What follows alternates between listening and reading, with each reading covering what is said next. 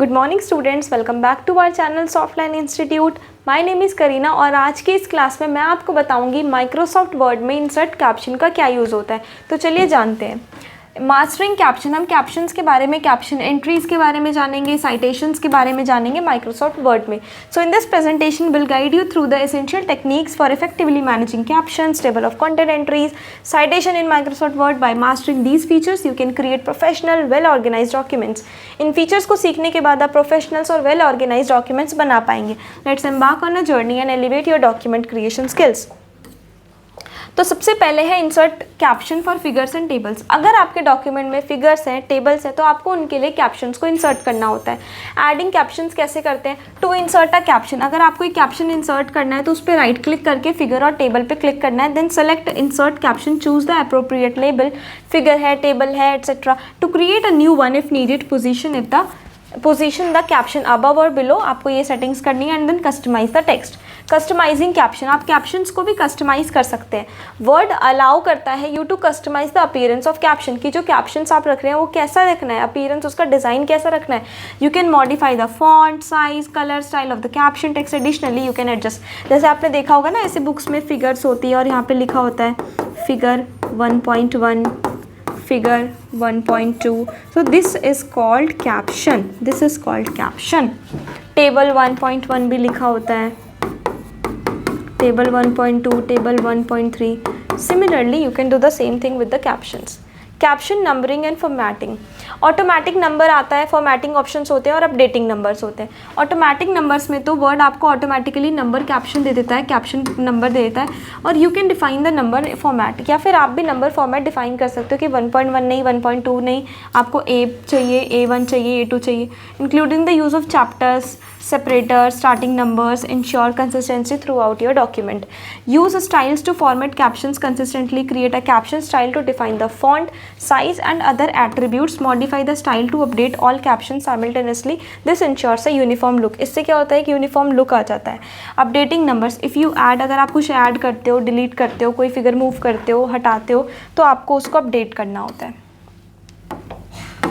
Referencing caption with cross reference. Cross reference क्या होता है? सपोज आपके डॉक्यूमेंट में ना बहुत सारी हेडिंग्स हैं, ठीक है, बहुत सारी हेडिंग 1, हेडिंग 2, हेडिंग 3, तो आपको उनको हेडिंग में कन्वर्ट करना है। क्रॉस रेफरेंस पे जैसे ही आप जाएंगे वहाँ से आपको सेलेक्ट करना होगा हेडिंग का ऑप्शन, ये जो भी आपके डॉक्यूमेंट में है। Cross reference allow you to link the captions within your document. Go to references, cross reference, choose the caption type and then select the specific caption you want to insert.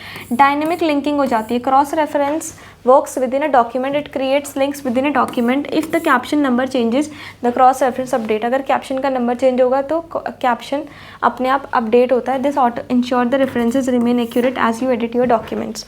Customizing references. You can customize what's displayed in the cross reference such as the full caption, only the number or the page number, or the choose the option that best fits your needs. उसके बाद है mark entry.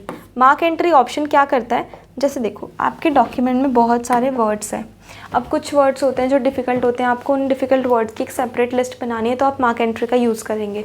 Defining entries, to mark text as a entry, select the text, go to references, table of content, add text, choose the appropriate level, level 1, level 2 etcetera, indicates hierarchy, ताकि उसकी hierarchy indicate हो जाए। Customising levels, words allow करता है आपको to customize which heading styles you are included in the content at that which level. You can map specific styles to different table of content levels.